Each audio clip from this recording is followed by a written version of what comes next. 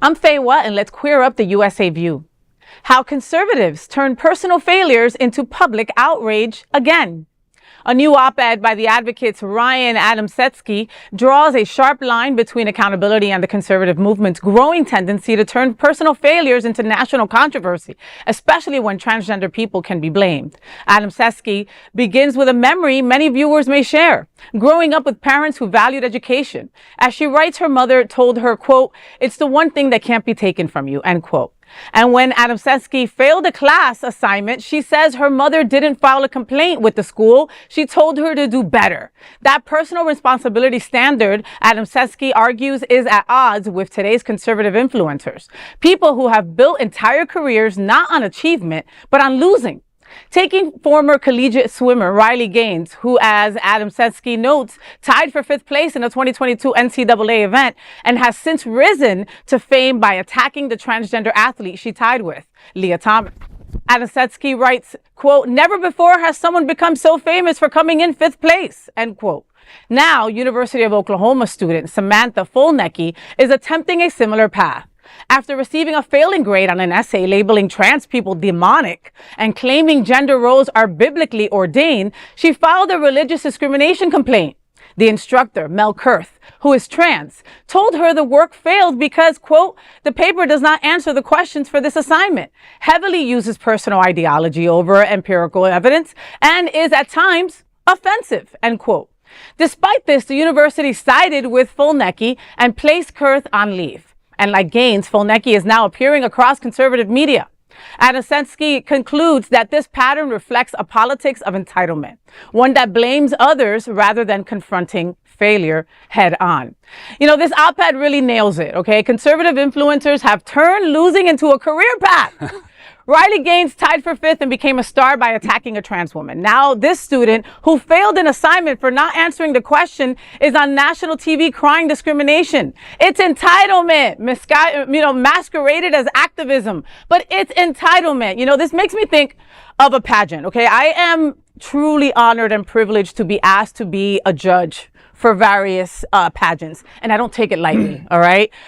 I could know the person, I can have seen the person perform a million times, and I erase everything. I just give them a score on what I see at that stage presented in the time frame that they're given, right? I have been in front of someone beautiful who is wearing the perfect gown, is demonstrating class and grace on the platform, right? Her makeup looks flawless, her hair looks impeccable. Then when she opens her mouth, doesn't answer the question and answer like she should. And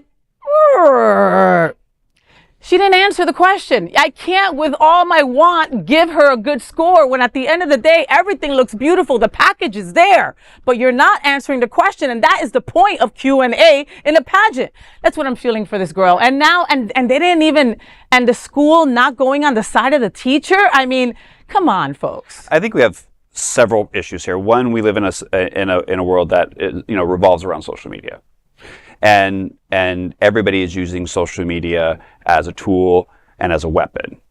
I think culturally, just not conservatives, but culturally, we are seeing entitlement. You know, it's just not conservative people. We see people, children, if they don't get their way, they scream foul. It's never their fault. It's always somebody else's fault.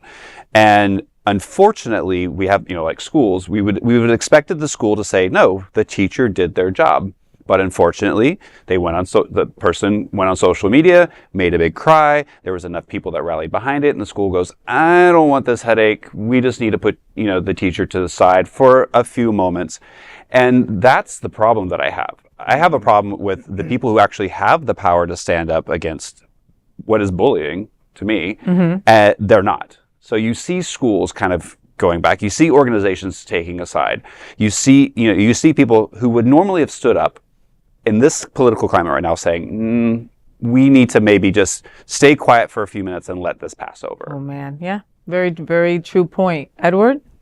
It's just sad because, I think about my own 18-year-old niece who's at the University of Alabama. And what college life must be like for her in terms of, going there and exploring and getting to meet new people. I'm hoping that she gets to meet new people and different people, you know, because, you know, you can't just live in a glass or in a bubble, let's just say, because I think a lot of these kids grow up in communities where everybody is the same and kind of feels like everybody does the same thing, and they all kind of,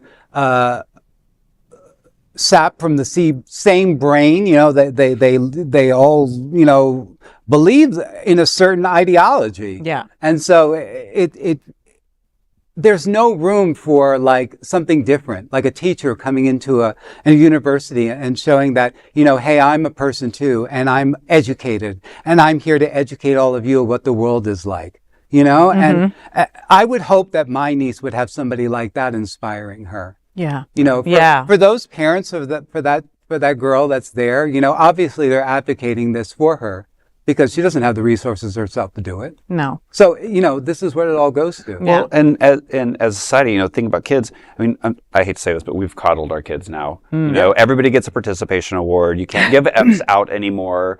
You know, I resonate. You know, when I came home with a bad grade, my mom didn't blame the teacher. She's like, you didn't work hard enough. You didn't work hard enough. Studied. Did you ask the right questions? Did you study? You know, what can we do to help? It wasn't the teacher's fault unless something blatantly was, you know, askew with what a teacher might have commented. Yeah. And we don't do that anymore. Yeah. So again, this entitlement is, we're actually making our children entitled. And it's the fear of social media. And the fear of social media backlash from teachers who, you know, are like, oh, I can't say anything because Karen's going to come in with her phone and bring her PTA squad behind them and, you know, kick me out of the school. But this is what's happening. It's true. And now we're seeing it on an even a bigger platform because now you're having college students and other people doing it.